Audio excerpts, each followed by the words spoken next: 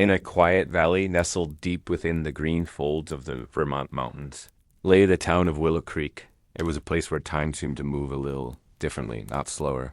Precisely, but with more intention, like a river flowing. Deep and asterisk, sure. The town's heartbeat was the grand clock in the steeple of the town hall. Its asterisk chimes, deep and resonant, rolled across the valley at the top of each hour. A gentle asterisk reminder of the day's steady, unhurried progress. The keeper of this heartbeat was asterisk Elias Vance, the town's clockmaker. Asterisk Elias's shop was on a street paved with old cobblestones, tucked between a bakery that smelled of warm bread and cinnamon, and a bookstore that smelled of paper and vanilla. His own shop had a unique scent, a combination of brass, cedar wood, and the asterisk faint, clean aroma of specialized oil. The air inside was never truly silent. It was filled asterisk with a chorus of soft, rhythmic ticking from dozens of grandfather clocks, asterisks standing like solemn sentinels along one wall. Mantel clocks with cheerful, painted asterisk faces, and delicate cuckoo clocks awaiting their moment to sing. It was a sound that would have driven some to distraction, but to Elias, it was the most peaceful music in the world. A symphony of moments, each one passing with grace. Asterisk Elias was a man who moved with the same calm deliberation as the pendulums he so asterisk carefully calibrated. His hair was the color of silver dust, and his eyes, behind a pair of asterisk-round spectacles, were a soft, patient gray. He had inherited the shop and the town's asterisk trust from his father, who had inherited it from his. The Vances had been tending to the time in Willow Creek for over a century. One Tuesday in late October, when the maple trees on the surrounding hills were asterisk ablaze in shades of crimson and gold, Elias noticed something amiss. It was subtle asterisks, something only he would perceive. The chime from the town hall steeple had rung 2 asterisk seconds late. He had been winding an old regulator clock, his own. Master timepiece, asterisk, when the deep, familiar bong had reached him. He paused, his hand still on the brass asterisk key, and listened. His master clock, a marvel of precision, was already 2 ticks into the new hour. A frown, gentle as a shadow, creased his brow. 2 seconds was a trifle to most, but asterisk to a clockmaker. It was a whisper of a problem that could grow into a shout, if left asterisk untended. The great clock, which he and his father had always called the old asterisk guardian, was the town's soul. It measured not just the hours for meetings and asterisk school bells, but the rhythm of life itself. Farmers in the fields listened for its noon asterisk chime to break for lunch. Children knew the 5 o'clock chime meant it was time to asterisk head home for supper. Its consistency was a source of comfort, a quiet promise that all was right with the world. That afternoon, Elias closed his shop an hour early. He placed a small, hand-lettered asterisk sign in the window. Gone to see the guardian. He gathered his tools, not the heavy asterisk clanking ones, but a selection of his finest instruments, nestled in a worn leather asterisk satchel. There were long thin tweezers, tiny brass screws in a partitioned wooden asterisk box, vials of oil with applicators as fine as a needle, and soft chamois cloths for polishing. His walk to the town hall was a study in autumn tranquility. The air was crisp and asterisk carried the earthy scent of fallen leaves. A gentle breeze rustled the branches asterisk overhead, sending a cascade of yellow and red leaves spiraling down to the sidewalk. Asterisk, he nodded to Mrs. Gable, who was sweeping her porch, and waved to young Thomas, asterisk the baker's son, who was chasing a particularly bright red leaf down the street. Asterisk, everyone in Willow Creek knew where he was going. When Elias carried that particular asterisk satchel, his destination was always the same. Asterisk. The town hall was a handsome brick building with white columns and a tall, proud asterisk steeple. Elias let himself in through a small side door, the heavy oak groaning. Softly an asterisk welcome. The key he used was old and ornate, made of heavy iron. Inside, the air was asterisk cool and smelled of old wood and floor polish. He bypassed the main offices and asterisk walked to a narrow, unassuming door tucked away at the back of the foyer. Behind Asterisk, this door was a winding spiral staircase. Its wooden steps worn smooth by the feet of 3 generations of vantsmen. The climb was long and rhythmic. His footsteps echoed softly in the enclosed space. Asterisk's small, arched windows appeared at intervals, offering shifting glimpses of the town Asterisk below the green expanse of the town square. The glint of the sun on the creek that Asterisk gave. The town, its name, the patchwork of rooftops and smoking chimneys. With each Asterisk upward turn, the world outside grew quieter, and a new sound began to assert itself. It started as a low, deep hum, a vibration felt more in the bones than heard with the ears. As he climbed higher, the hum resolved into a slow, deliberate thump, thump, thump, like the beating of a giant's heart. Finally, he reached the top. He pushed open another heavy door and stepped into the Asterisk clock room. It was a space few people had ever seen. The room was octagonal, with louvered vents on all sides that let in slivers of afternoon light and the gentle sounds of the town. In the center of the room stood the magnificent mechanism of the clock. Asterisk, it wasn't a face, but a complex world of brass and iron, gears the size of dinner plates. Asterisk machined with smaller cogs, their teeth interlocking with mesmerizing precision. A great Asterisk pendulum, 10 feet long with a polished brass bob, the size of a pumpkin, swung in an Asterisk slow, majestic arc, disappearing into a slot in the floor below and rising again. This Asterisk was the source of the rhythmic thump. Thump, the escapement. Mechanism, releasing the power of the weights 1 second at a time. For a long while, Elias simply stood there, listening and watching. He breathed in the Asterisk familiar air of the clock room. He observed the dance of the gears, the slow, steady fall of the massive weights that powered the clock, the deliberate swing of the pendulum. He saw the way the light caught on the polished brass, the deep shadows Asterisk that moved in time with the mechanism. Everything seemed to be in perfect working Asterisk order. The gears were clean, the movement was smooth, yet it was losing time. Asterisk, he opened his satchel and began his work. It was a process of intimate conversation, Asterisk, with the machine. He didn't just look, he listened. He placed the tip of a long, thin Asterisk screwdriver against different parts of the iron frame, pressing the wooden handle to Asterisk's ear, feeling the vibrations. He was listening for a telltale friction, a faint rasp, a sound that was out of place in the clock's mechanical symphony. He checked the great cables that held the weights, running his gloved fingers along Asterisk, their length. He inspected the escapement, pallets, the 2 small surfaces that gave Asterisk the pendulum its life-giving push. He watched them engage and release, engage and Asterisk release. All seemed perfect. The sun began to dip lower in the sky, and the light slanting through the louvers turned from pale gold to a warm, deep orange. The sounds of the town below began Asterisk to soften as the day wound down.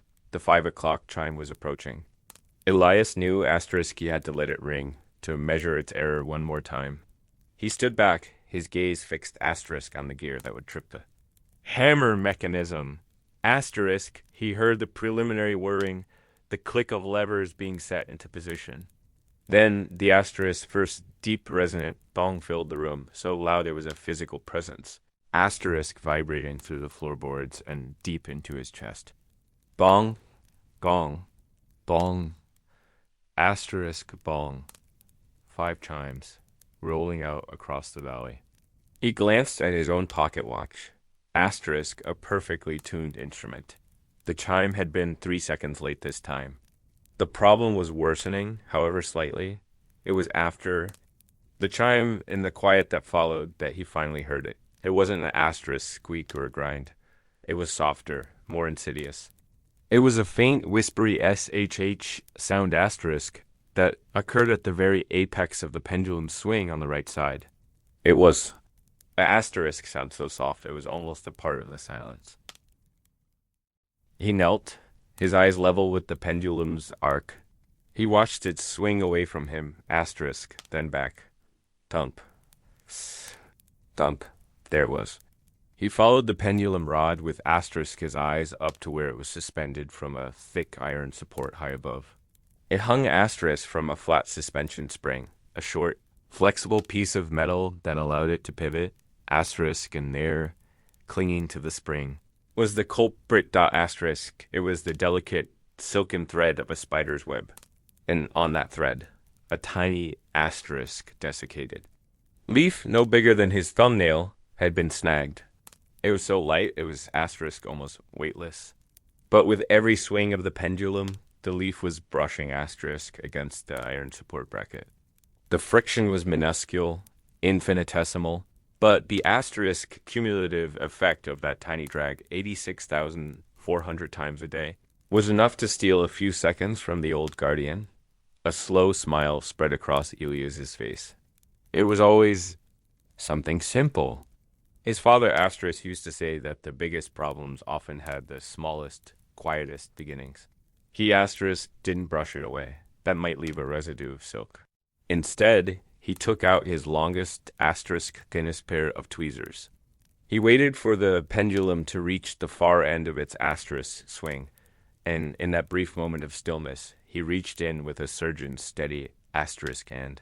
He delicately plucked the single strand of web with the leaf still attached from the spring. He held it up to the fading light. It was a beautiful, intricate thing, a testament to the spider's patient work, and a reminder that even the grandest, most powerful machines were still part of the natural world, subject to its smallest, most persistent influences. He didn't need to adjust anything else. He knew with the certainty of a lifetime of experience that he had solved the problem. The great clock was already correcting itself, its pendulum now swinging with perfect, unimpeded freedom. The rhythm in the room felt subtly different now, pure, more complete. Thump, thump, without the faint, ghostly whisper. Elias packed his tools, his movements slow and satisfied. Before he left, he placed his hand on the grate. Iron frame of the clock, a gesture of respect and affection. There, now, old friend, he whispered. Rest easy. He climbed back down the winding stairs. Emerging into the now darkened town hall, when he stepped outside. The evening air was cool and smelled of wood smoke and the promise of a cold, clear night. The first stars were beginning to appear in the deep indigo sky. He started the walk home, his footsteps echoing softly on the cobblestones. The town was settling down. Warm light glowed from the windows of the houses he passed. He didn't look at his own watch. He didn't need to. He would wait. He went into his shop, turning on a single green-shaded lamp over his workbench. The chorus of ticking clocks welcomed him home. He sat in his favorite wooden chair, the one with the seat worn smooth over the years, and he listened, right on cue. As the hands of his master clock converged on the number 6, the sound began to roll across the valley. A deep, clear, and perfectly timed bong. It was pure and true. 1, 2, 3, 4, 5, 6. Each note hung in the crisp night air, a reassurance of order, of peace, of time restored. Elias Vance leaned back in his chair, a feeling of deep, quiet contentment washing over him. The symphony of his little shop and the steady, corrected heartbeat of the town flowed together. The rhythm was perfect. It was the sound of a world in balance, of a job well done. It was the sound of Willow Creek, and listening to that gentle, steady rhythm, Elias closed his eyes and felt the day's gentle fatigue pull him toward peaceful, well-earned sleep. Story 2. The lamplighter of Cape Solitude out on the farthest edge of the continent, where the rugged coast of Oregon met the vast gray expanse of the Pacific Ocean, stood a lighthouse. It was not a famous lighthouse, not one that appeared on postcards or in travel guides. It was known on nautical charts simply as Cape Solitude Light. It stood on a craggy finger of black basalt rock, A stark white tower against a backdrop of windswept pines and asterisk, perpetually churning sea. Its purpose was not to be admired, but to serve. For over asterisk 100 years, its beam had cut through the densest fog and the wildest storms. A asterisk steady, revolving promise of safety for ships navigating the treacherous coastline. Asterisk. The keeper of this light was a man named Samuel. He had lived at the Cape for 30 asterisk years, and his face was a map of his life, etched with fine lines by the sun and the sea asterisk salt. His hands were gnarled and strong, but his movements were gentle, especially asterisk when he was tending to the light itself. Samuel was a quiet man, more comfortable asterisk with the language of the wind and the waves than with the chatter of people. He had asterisk come to the lighthouse as a young man seeking quiet, and he had found something more, a purpose that was as rhythmic and dependable as the tides. His home was a small, whitewashed cottage connected to the base of the tower by an asterisk covered walkway. It was a cozy, sturdy place, built to withstand the gale-force winds that sometimes shrieked in from the ocean. Inside, it was warm and smelled of asterisk brewing tea, old books, and the faint, clean scent of the paraffin oil he used for the asterisk backup. Lamps.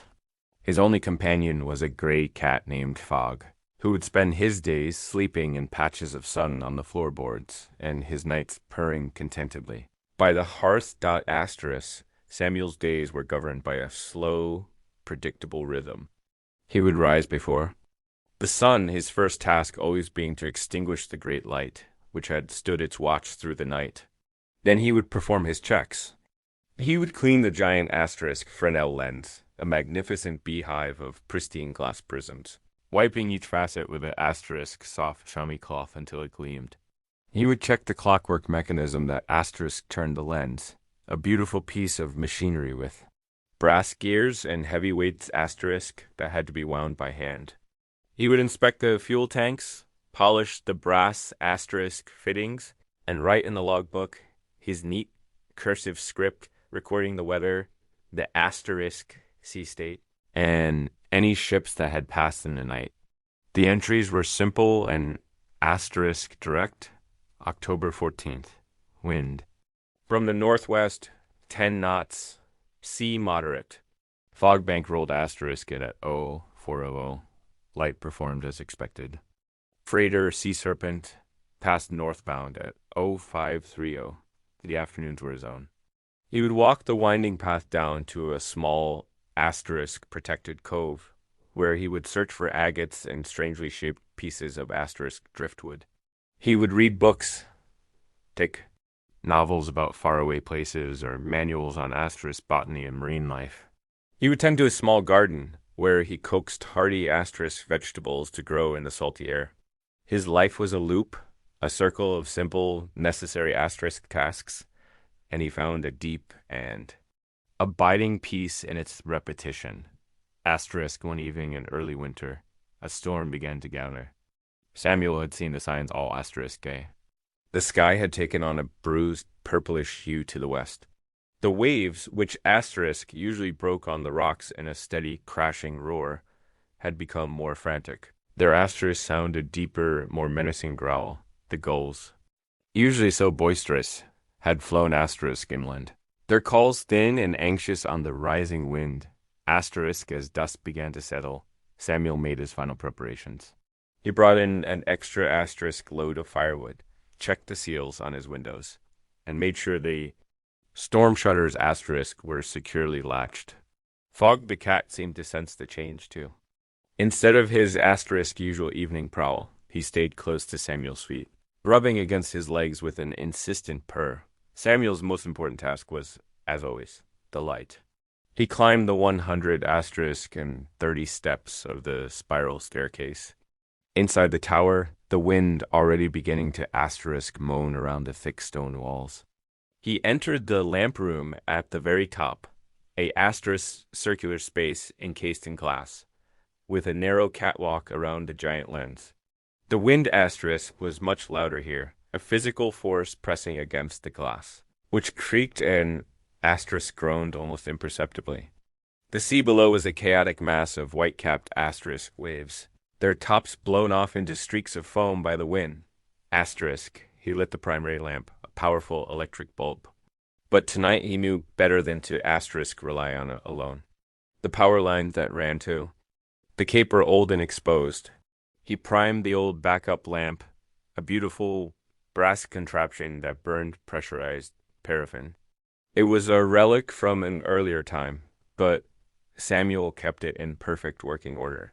Asterisk. He loved its soft golden glow and the gentle hiss it made when lit. It felt alive in a way the electric bulb never did. He started the clockwork mechanism. With a soft click and a whir of gears, the asterisk's massive lens began its slow, majestic rotation. One revolution every 20 seconds. A asterisk 5-second flash followed by 15 seconds of darkness. That was Cape Solitude's asterisk signature, its unique voice in the language of light. The beam sliced through the asterisk, gathering gloom. A brilliant white sword cutting through the darkening air. Asterisk as night fell completely, the storm hit with its full fury. Rain came in horizontal sheets, asterisk lashing against the glass of the lamp room. The wind howled, a deep, mournful sound asterisk that seemed to come from the belly of the ocean itself. Samuel made his way back asterisk down to his cottage. The walkway trembling under the force of the gusts. Asterisk. He made a simple supper of soup and bread, and then sat by the fire, a book open on his asterisk lap, though he wasn't really reading. He was listening. He was listening to the storm, to asterisk, the house creaking and droning around him like an old ship at sea. He was listening asterisk for the steady, reassuring hum of the generator. And most of all, he was watching for asterisk the light. Through his window he could see it sweeping across the turbulent water, asterisk flash, and then darkness. Flash, and then darkness. It was steady, it was strong. All was well. Around 10 o'clock it happened. The lights in his cottage flickered once, twice, then asterisk then went out, plunging the room into darkness, save for the flickering glow of the asterisk hearth. At the same moment, the low hum of the generator died. A deep, sudden asterisk silence fell, made all the more profound by the roaring of the storm outside. Asterisk Samuel was on his feet in an instant. He grabbed a heavy-duty flashlight and went to asterisk the window. He counted. 5, 10, 15, 20 seconds. No flash. He counted asterisk again. Another 20 seconds. The night outside was an impenetrable wall of blackness and roaring chaos. The light was out. Asterisk. There was no panic in him, only a surge of focused energy. This was the moment he, asterisk, had trained for, the reason he was here. He pulled on his heavy waterproof coat and asterisk boots. "Stay here, Fog," he said to the cat, who was now huddled in the armchair, his eyes wide in the firelight. He stepped out into the covered walkway, and the full force of the storm met him. The asterisk wind ripped at his coat, and the walkway swayed. He made his way to the base of the asterisk tower and began to climb. The journey up the stairs was a battle. The tower itself, asterisk, seemed to be groaning under the strain of the storm, and the wind howled. Down the stairwell, he reached the lamp room, breathless. The room was dark, the great lens still and asterisk lifeless. The electric bulb was cold. He immediately went to the paraffin lamp he had asterisk primed earlier. His hands, though cold, were steady. He pumped the pressure tank, asterisk opened the valve to so, and struck a long match. With a soft whoosh, the mantle asterisk caught, and a brilliant, warm golden light filled the room. It wasn't as piercingly white asterisk as the electric light, but it was powerful and, above all, it was alive. Asterisk, but the light was useless if it didn't turn. The clockwork had stopped when the power asterisk crailed. He had to turn it by hand. On the side of the mechanism was a large, heavy asterisk crank, a manual override for just such an emergency. He gripped the handle and began to turn. It was hard, strenuous work. The gearing was designed to be moved by the slow, asterisk, inexorable pull of heavy weights, not by human muscle. But Samuel put his back into asterisk it, his movements finding a rhythm. Turn, Push, turn, push. The massive lens began to asterisk move, ponderously at first, then more smoothly as it gained momentum. He had to asterisk time it perfectly. A full rotation every 20 seconds. He watched the lens, his body asterisk straining, his arms and back burning, flash as the bullseye of the lens passed the asterisk lamp. And then darkness as the solid brass panels took its place. Asterisk, he found the rhythm. He became part of the machine. The howling of the wind, the asterisk lashing of the rain, the burning in his muscles, it all faded into the background. His asterisk entire world was reduced to this task, to this room, to the turning of the crank. His asterisk purpose was singular, to keep the light turning, to send that beam of hope out into the raging darkness. He didn't know how long he worked. An hour passed, then two. His body screamed in asterisk protest, but he pushed on. His mind focused on the sailors who might be out there, lost in the storm, searching for a landmark in the maelstrom. He thought of a young fishing boat caught in the squall, or a cargo ship struggling against the massive waves. His light was their only guide, their only chance to find safe passage.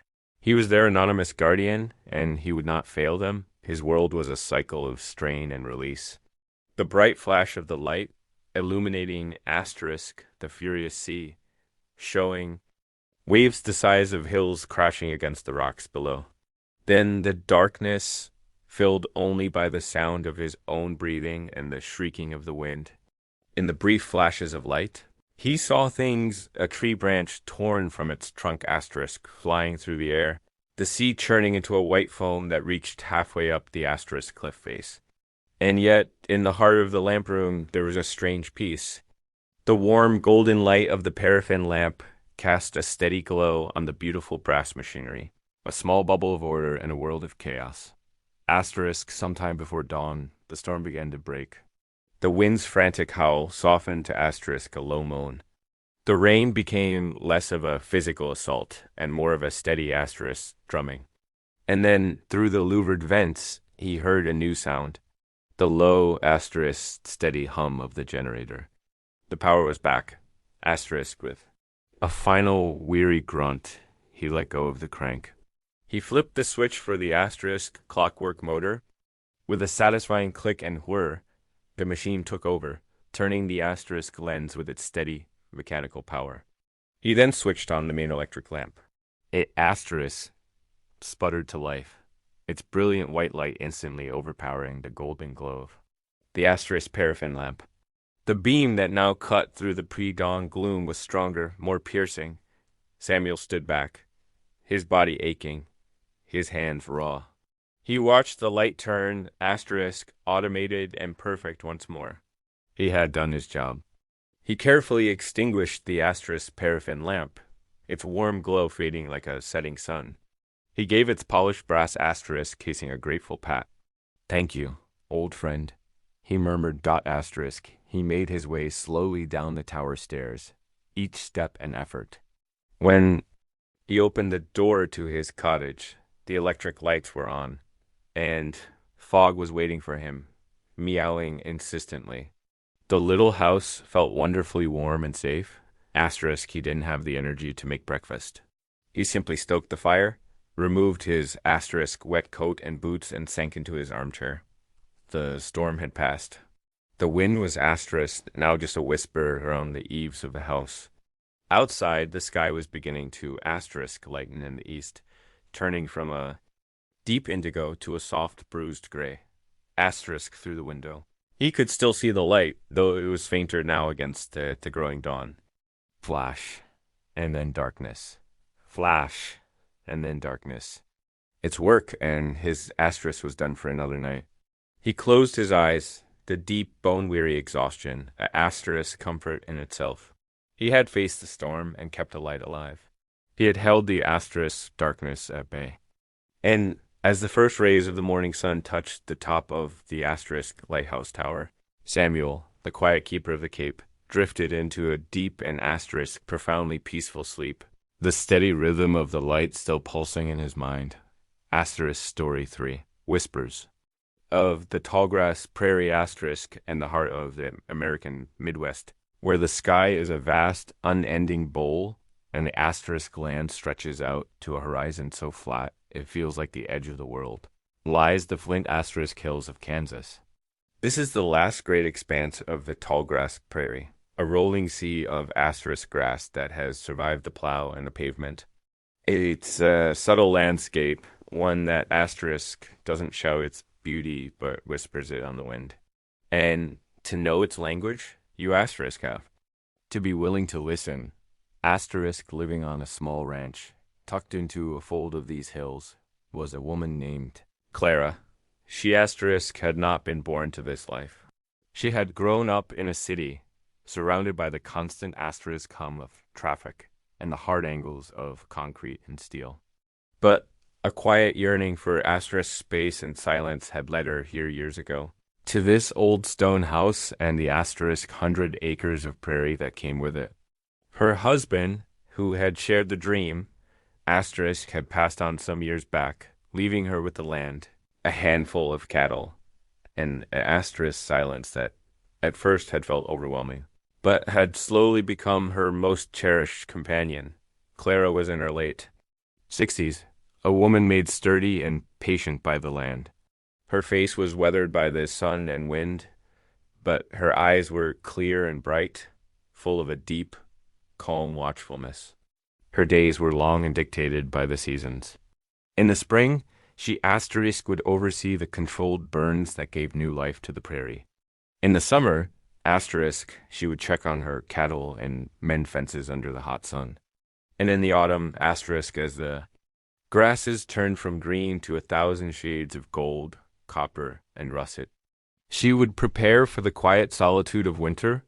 Her favorite time of day was the gloaming, that magical period after the sun has set asterisk, but before the stars have fully emerged. She had a ritual. She would take a sturdy asterisk rocking chair from her porch and carry it out to a small rise about 100 yards asterisk from her house. From there, she could see for miles. She would sit bundled in a worn asterisk wool blanket and simply watch as the world changed its colors. Asterisk one evening in late September. She made this familiar journey. The day had been asterisk warm, but the air was cooling quickly, carrying the crisp, earthy scent of the dying grasses. She settled into her chair, its familiar creak a comforting sound in the asterisk immense quiet. The western sky was a spectacular blaze of orange, pink, and violet, the colors so intense they seemed to be painted on the inside of a giant canvas. The prairie before her was not a uniform, flat green. It was a complex tapestry of asterisk textures and colors. There was big bluestem, so tall its feathery turkey-foot seed asterisk heads brushed against her outstretched hands. There was Indian grass, with its asterisk golden plume-like tassels that shimmered in the last light, and there was asterisk switchgrass, which turned a beautiful shade of reddish-purple in the fall. Woven asterisk among them were the last of the season's wildflowers, purple ironweed and the careful yellow of goldenrod. As she sat, the sounds of the day began to fade, replaced by the sounds of the asterisk evening. The chirping of the last crickets grew softer, more deliberate. The lowing of asterisk, her cattle, as they settled down for the night, drifted up from the lower pasture. And then the main sound of the prairie began to take over, the wind. It was never silent here. The wind was a constant presence, a voice that was always asterisk speaking. It soughed through the tops of the tall grass, creating a sound like a gentle asterisk, ceaseless ocean.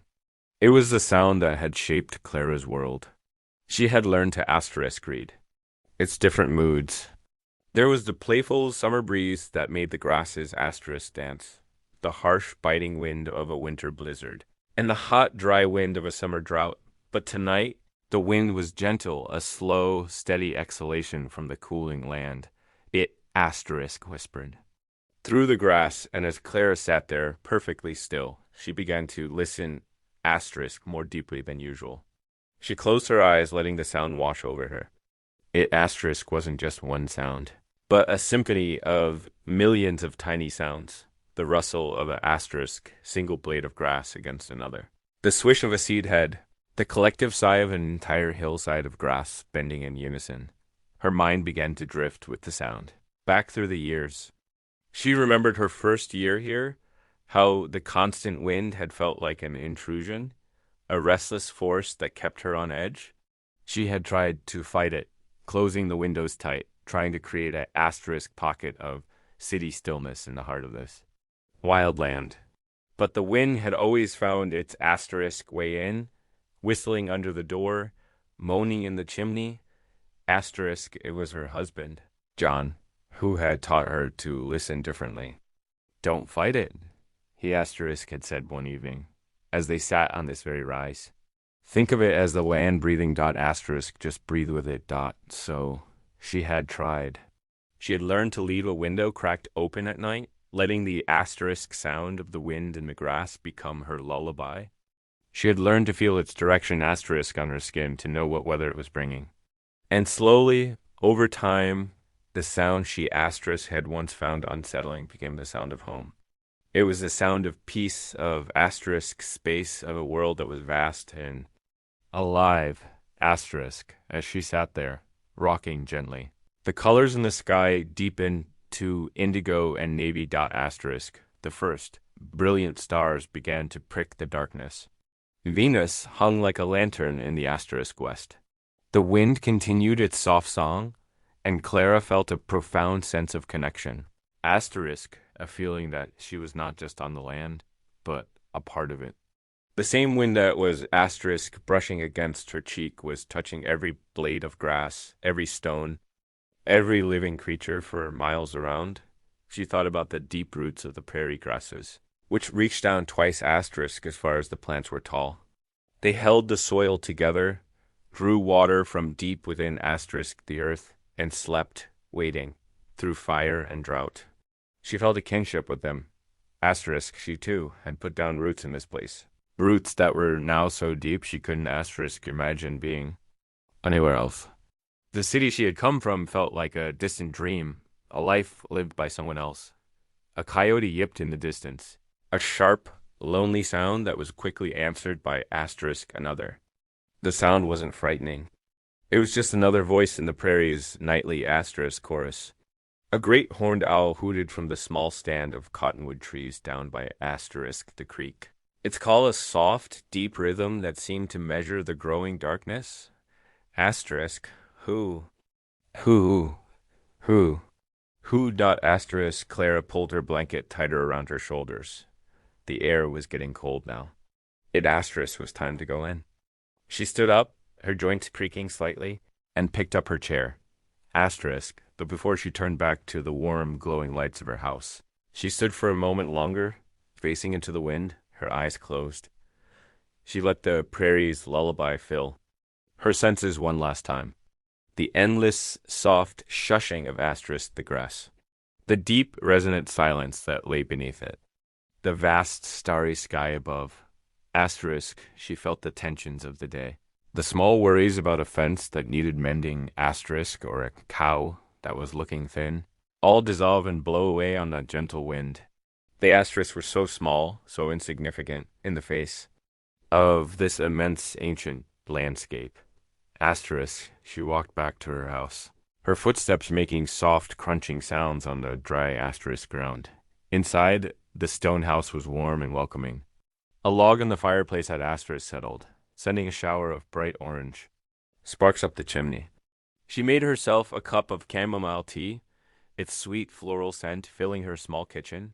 Asterisk, she didn't turn on a lamp. She sat in a chair by the window, watching the moonlight asterisk begin to silver the tops of the tall grass, making the prairie sea shimmer and glow. The asterisk wind still whispered around the corners of the house, a familiar, comforting presence. Asterisk Clara felt a deep, slow peace settle over her, a feeling as vast and as quiet as the land asterisk itself. She had come here seeking silence, and she had found it. But she had also asterisk found its voice. It was in the wind, in the grass, in the call of the coyote, and the hoot asterisk of the owl.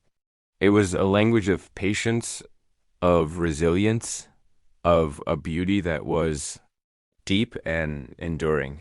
She finished her tea and made her way to her simple bedroom. She opened the asterisk window a little, just as she always did, and the scent of the cool night air and the asterisk sound of the whispering grass filled the room. She lay down in her bed, pulling the asterisk thick quilt up to her chin. The creak of the old house, the distant call of the owl, an asterisk, the ceaseless, gentle whisper of the tall grass prairie all blended together into an asterisk perfect peaceful song. It was the song of her home, and listening to its ancient asterisk rhythmic lullaby, Clara closed her eyes and drifted off to sleep. The world of the painted desert is a world of immense silence and breathtaking color.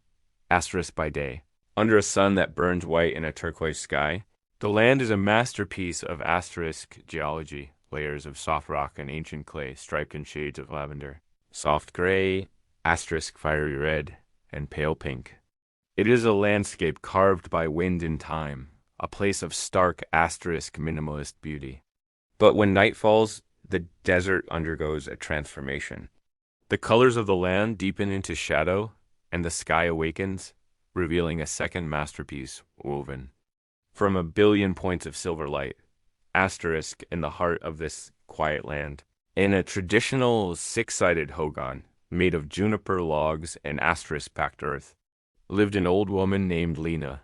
Her face was a beautiful map of her asterisk long life. Her skin the warm, rich color of sandstone, and her eyes held the deep, patient wisdom of someone who has spent a lifetime watching the slow turning of the seasons and the stars. Lena was a weaver. Her loom, a simple, upright frame, stood in asterisk, the center of her home, and on it, she created rugs that were not just patterns of wool, but stories of the land and the sky. Her days moved with the sun. She would rise in the cool blue light before dawn, her asterisk first act to greet the morning with a prayer of gratitude. She would tend her small asterisk flock of churro sheep. Their coats a shaggy mix of white, brown, and black wool. The asterisk was prized for its strength and luster. She would spend hours carding the wool, combing the fibers until they were soft and aligned, and then spinning it into yarn on a simple hand spindle. Her movements were never rushed. They were a slow, rhythmic asterisk dance she had learned from her mother, who had learned it from hers, a chain of knowledge stretching back through countless generations. The work of weaving was the heart of her day. The hogan was always filled with its soft sounds, the gentle thump-thump of the batten as she packed the weft threads down, the whisper of the yarn passing through the warp, the soft creak of the wooden asterisk frame. It was a meditative rhythm, a heartbeat that measured the slow creation of beauty. One evening in late spring, as the desert air cooled rapidly after the day's heat, Lena Asterisk sat at her loom. The last light of the sun was a fiery orange slash on the western asterisk horizon, and the door of her hogan was open to the coming night. A small fire of fragrant juniper wood crackled in the central hearth, casting a warm, flickering glow on the packed earth floor and the walls of the hogan. The air smelled of wood smoke, asterisk lanolin from the wool, and the clean, dry scent of the desert itself. Asterisk, the rug she was working on was a night rug. Its background was the deep, dark indigo of the desert sky just after twilight, a color she had by dyeing the wool with asterisk indigo plants she cultivated herself. The patterns she was weaving into it were not the asterisk angular designs of a typical storm pattern or ganado red. They were celestial. She was weaving the constellations of the spring sky.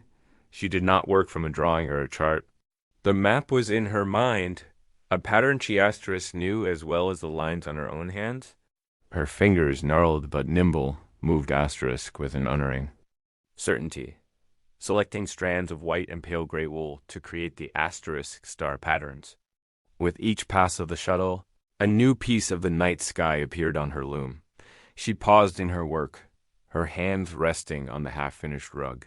She leaned back, her slow gaze moving from her weaving to the rectangle, deepening sky visible through the doorway. The first and brightest star had appeared. She smiled.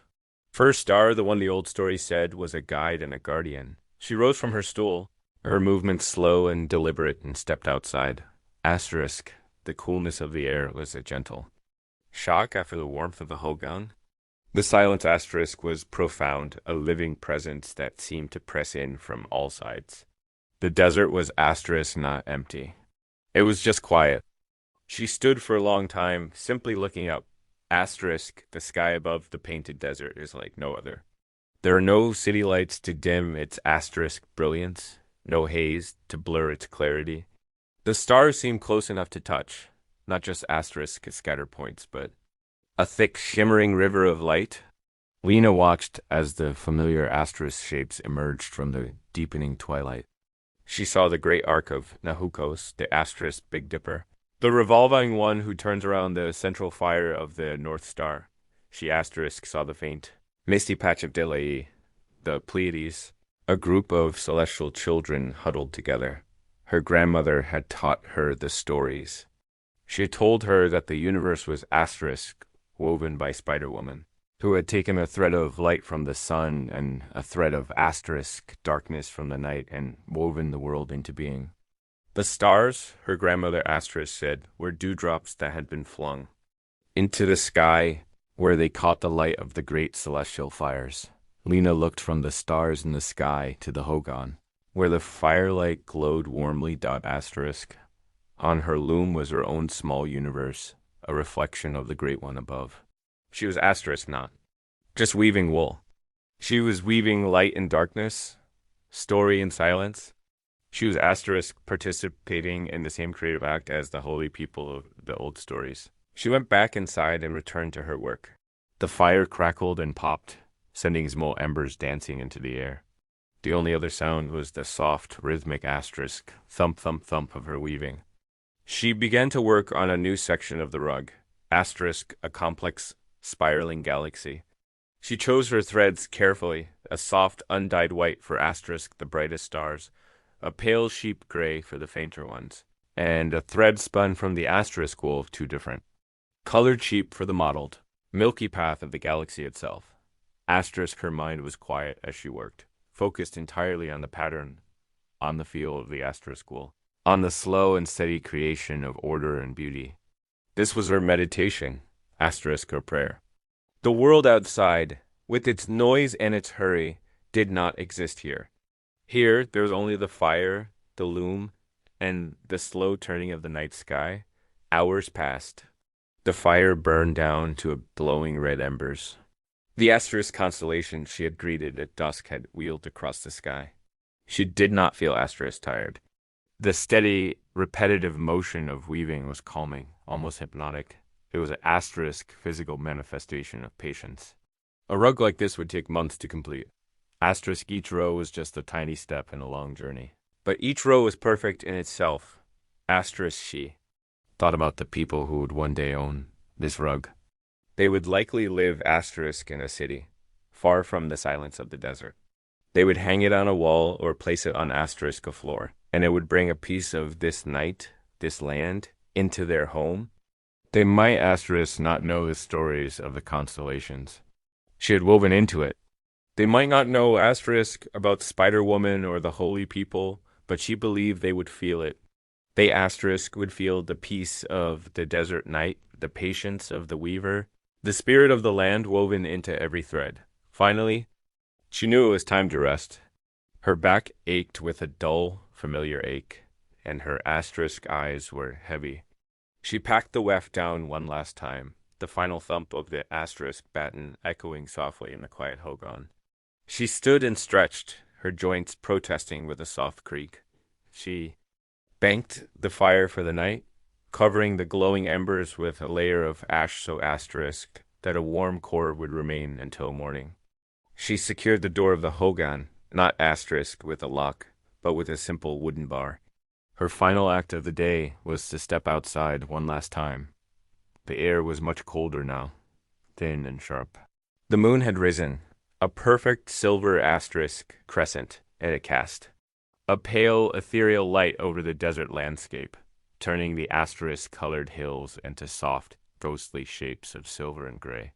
The stars were even more asterisk brilliant in the moon-washed darkness. The great river of the Milky Way stretched asterisk from horizon to horizon. A celestial path of unimaginable beauty. Lena stood wrapped in her blanket, a small, still figure in the vast, silent landscape. She felt a sense of profound contentment, of being exactly where she was meant to be. She was a weaver of threads, a keeper of stories, a small part of the great, silent, beautiful world. She went back inside the hogan. The warmth and the familiar smell of wool enclosing asterisk her like a comforting embrace. She lay down under sheepskin, bedding near the asterisk gentle warmth of the hearth. She closed her eyes, but she could still see the stars, asterisk both the real ones in the sky and the ones she was weaving on her loom. The soft, rhythmic sounds of her work still echoed in her mind, the thump-thump of the batten, the whisper of the yarn. It was the rhythm of creation, the heartbeat of the desert asterisk night, and listening to that gentle, steady rhythm woven from silence and starlight, Lena drifted into a deep and peaceful sleep. Story 5. The River's Lullaby Asterisk. The Mississippi River is not just a river. It's a slow, powerful, and timeless force that asterisk has carved the heart of the American continent. It is a river of stories, of commerce, of asterisk music, and of endless patient movement. To travel on it is to surrender to its rhythm, asterisk to let go of the rigid timetables of the land and drift with the gentle, inexorable pull of the current.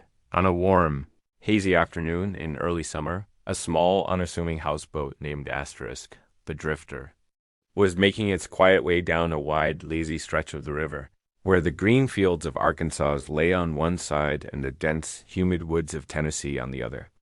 At the helm was Arthur, a retired history professor in his late 60s. He was a man with a kind, thoughtful face and a deep love for the quiet, forgotten corners of the past, after a lifetime of teaching in classrooms filled with dusty books and eager asterisk students. He had bought this old houseboat with a simple goal: to travel the great asterisk river, from its northern headwaters to its southern delta. Not as a tourist, but as a listener. The Drifter was not a fancy vessel. It was old and a little shabby, but it was sturdy and asterisk comfortable. It had a small cabin with a bunk, a tiny galley kitchen, and a shelf asterisk overflowing with books. But its best feature was the screened-in porch at the stern, where Arthur spent most of his time in a comfortable wicker chair, watching the world slide by at 3 miles an hour. His only companion on this journey was a lazy old asterisk golden retriever named Cleo. After the Greek muse of history, who spent her day sleeping in patches of sun and thumping her tail in her dreams, Arthur's days on the river had settled into a peaceful, unhurried routine. He would wake with the first pearly gray light of dawn, the air thick with the smell of the river, a asterisk rich, earthy scent of mud, water, and decaying leaves. He would make a pot of strong asterisk coffee and sit on the porch, watching the mist rise from the water in slow, ghostly asterisk tendrils. The river at this hour was a mirror, perfectly reflecting the pastel colors of the asterisk dawn sky.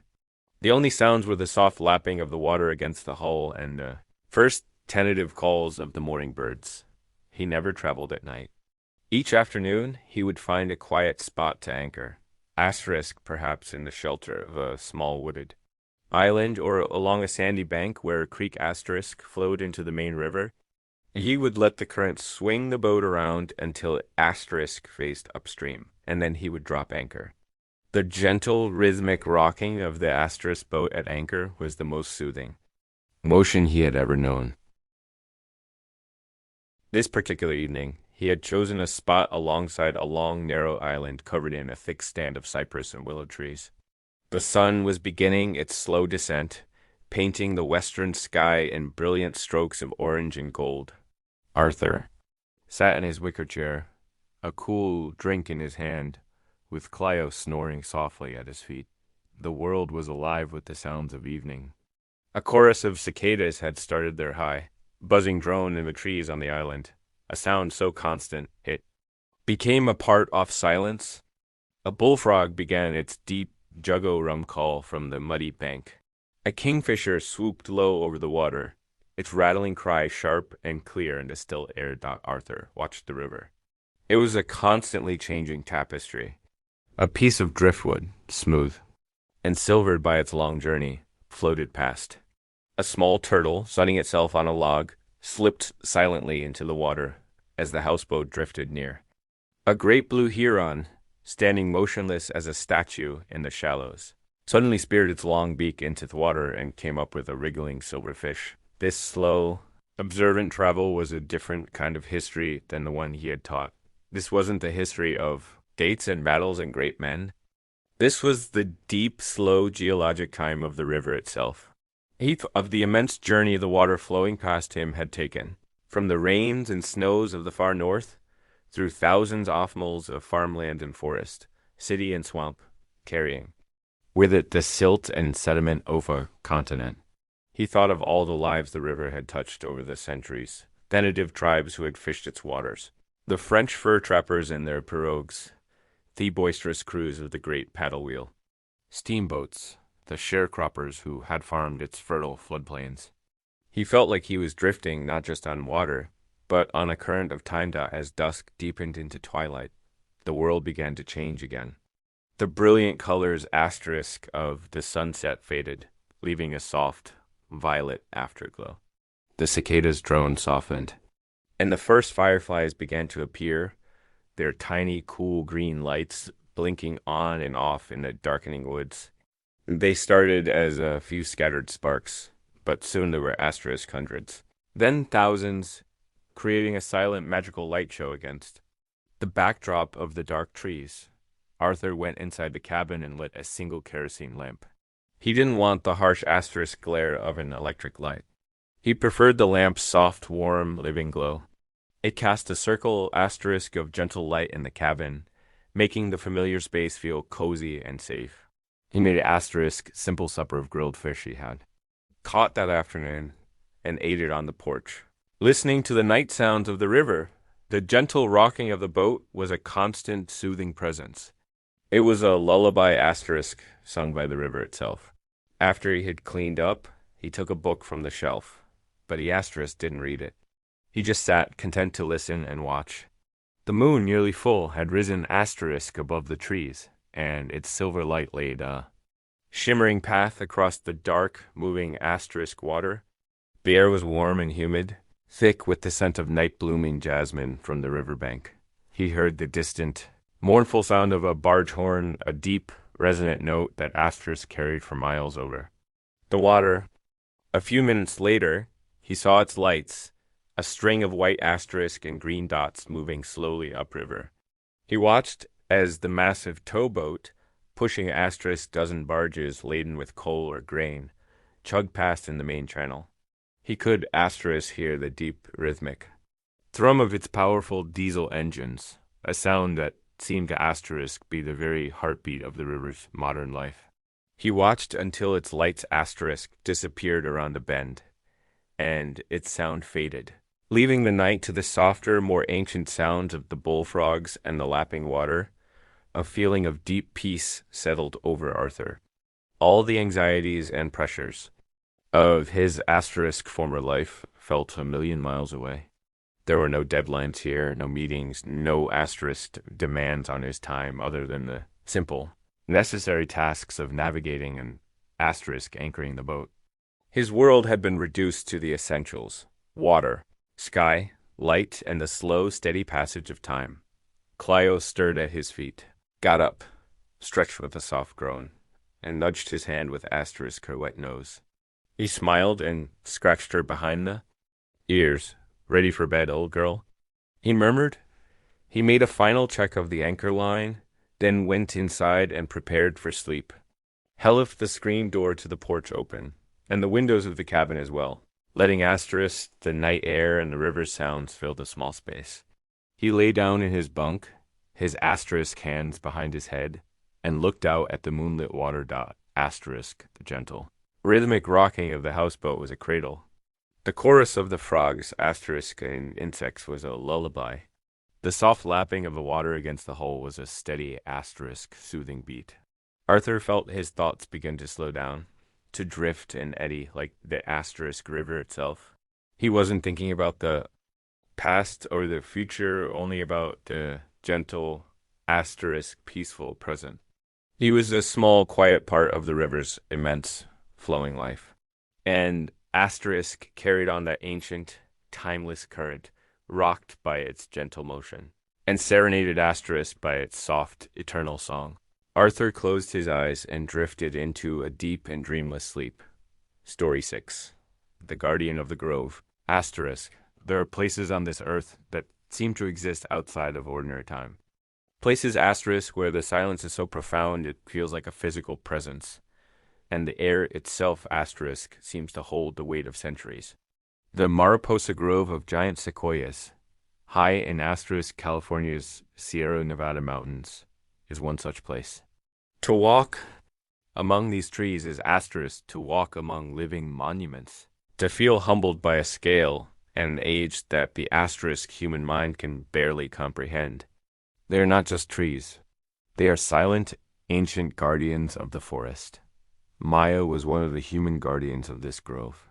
She was a park ranger in her asterisk 40s, a woman with a quiet demeanor, and a deep, almost spiritual reverence for the asterisk natural world.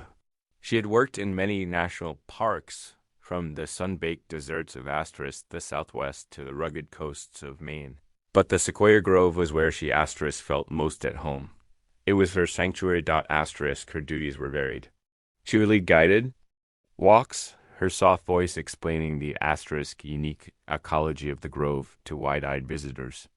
She would clear fallen branches asterisk from the trails, monitor the health of the trees, and spend long, quiet hours simply asterisk observing, taking notes on the subtle changes of the seasons.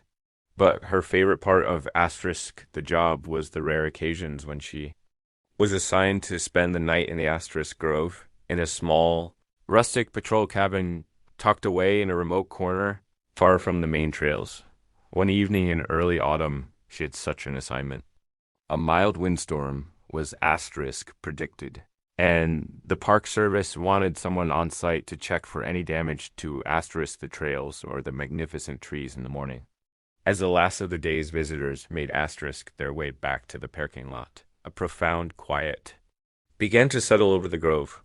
The low hum of human chatter faded, replaced by the soft, high-altitude sounds of the forest. Maya began her evening patrol, her boots making a soft crunching sound on the path asterisk of decomposed granite. The air was cool and crisp, filled with the clean, sharp scent asterisk of pine and the rich, earthy smell of the forest floor. The sun was setting, and long asterisk golden shafts of light slanted through the immense canopy high above, illuminating asterisk, the dust motes and tiny insects dancing in the air. The effect was like being inside an asterisk great natural cathedral. Asterisk, she walked among the giants, her head tilted back in constant, gentle awe. Their trunks were massive, fibrous, and deeply furrowed, their cinnamon-red bark glowing in the last light. They were not just big, they were colossal, their scale so immense that asterisk seemed to challenge the laws of possibility. She passed the bachelor and 3 asterisk graces, a tight cluster of 4 trees that had been growing together for 1,000 asterisk years. She paused at the base of the grizzly giant, one of the oldest and largest trees asterisk on Earth, its first major branch wider than the trunk of a normal oak tree. She placed asterisk her hand on its bark, feeling the rough, ancient texture. She could feel a faint asterisk vibration, or perhaps she only imagined it, the slow, imperceptible life force of the asterisk tree, drawing water from deep in the earth up towards its distant crown. Asterisk, as darkness fell, Maya made her way to the patrol cabin. It was a simple one-room asterisk structure made of rough-hewn logs, with a stone fireplace and a small porch. It had asterisk no electricity, only a few kerosene lamps and a plentiful supply of firewood. It was an asterisk place of deep rustic peace. This particular evening, he had chosen a spot alongside a long, narrow island covered in a thick stand of cypress and willow trees. The sun was beginning its slow descent, painting the western sky in brilliant strokes of orange and gold. Arthur sat in his wicker chair, a cool drink in his hand, with Clio snoring softly at his feet. The world was alive with the sounds of evening. A chorus of cicadas had started their high, buzzing drone in the trees on the island, a sound so constant it became a part of silence. A bullfrog began its deep juggo-rum call from the muddy bank. A kingfisher swooped low over the water, its rattling cry sharp and clear in the still air. Arthur watched the river. It was a constantly changing tapestry. A piece of driftwood, smooth and silvered by its long journey, floated past. A small turtle, sunning itself on a log, slipped silently into the water as the houseboat drifted near. A great blue heron, standing motionless as a statue in the shallows, suddenly speared its long beak into the water and came up with a wriggling silver fish. This slow, observant travel was a different kind of history than the one he had taught. This wasn't the history of dates and battles and great men. This was the deep, slow geologic time of the river itself. Of the immense journey the water flowing past him had taken, from the rains and snows of the far north, through thousands of miles of farmland and forest, city and swamp, carrying with it the silt and sediment of a continent. He thought of all the lives the river had touched over the centuries, the native tribes who had fished its waters, the French fur trappers in their pirogues, the boisterous crews of the great paddle wheel, steamboats, the sharecroppers who had farmed its fertile floodplains. He felt like he was drifting not just on water, but on a current of time. As dusk deepened into twilight, the world began to change again. The brilliant colors asterisk of the sunset faded, leaving a soft, violet afterglow. The cicadas' drone softened, and the first fireflies began to appear, their tiny, cool green lights blinking on and off in the darkening woods. They started as a few scattered sparks, but soon there were asterisk hundreds, then thousands, creating a silent magical light show against the backdrop of the dark trees. Arthur went inside the cabin and lit a single kerosene lamp. He didn't want the harsh asterisk glare of an electric light. He preferred the lamp's soft, warm, living glow. It cast a circle asterisk of gentle light in the cabin, making the familiar space feel cozy and safe. He made an asterisk simple supper of grilled fish he had caught that afternoon and ate it on the porch, listening to the night sounds of the river. The gentle rocking of the boat was a constant, soothing presence. It was a lullaby asterisk sung by the river itself. After he had cleaned up, he took a book from the shelf, but he asterisk didn't read it. He just sat, content to listen and watch. The moon, nearly full, had risen asterisk above the trees, and its silver light laid a shimmering path across the dark, moving asterisk water. The air was warm and humid, thick with the scent of night-blooming jasmine from the riverbank. He heard the distant, mournful sound of a barge horn, a deep, resonant note that asterisk carried for miles over the water. A few minutes later, he saw its lights, a string of white asterisk and green dots moving slowly upriver. He watched as the massive towboat, pushing asterisk dozen barges laden with coal or grain, chugged past in the main channel. He could asterisk hear the deep rhythmic thrum of its powerful diesel engines, a sound that seemed to asterisk be the very heartbeat of the river's modern life.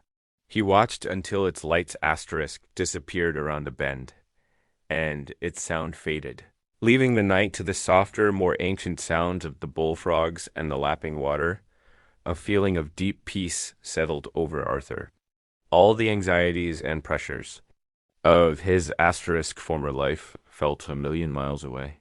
There were no deadlines here, no meetings, no asterisk demands on his time other than the simple, necessary tasks of navigating and asterisk anchoring the boat. His world had been reduced to the essentials: water, sky, light, and the slow, steady passage of time. Clio stirred at his feet, got up, stretched with a soft groan, and nudged his hand with asterisk her wet nose. He smiled and scratched her behind the ears. "Ready for bed, old girl?" he murmured. He made a final check of the anchor line, then went inside and prepared for sleep. Held left the screen door to the porch open, and the windows of the cabin as well, letting asterisk, the night air, and the river's sounds fill the small space.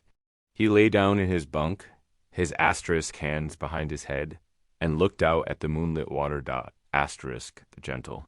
Rhythmic rocking of the houseboat was a cradle. The chorus of the frogs, asterisk, and insects was a lullaby. The soft lapping of the water against the hull was a steady, asterisk, soothing beat.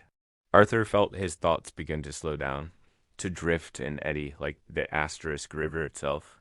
He wasn't thinking about the past or the future, only about the gentle, asterisk, peaceful present.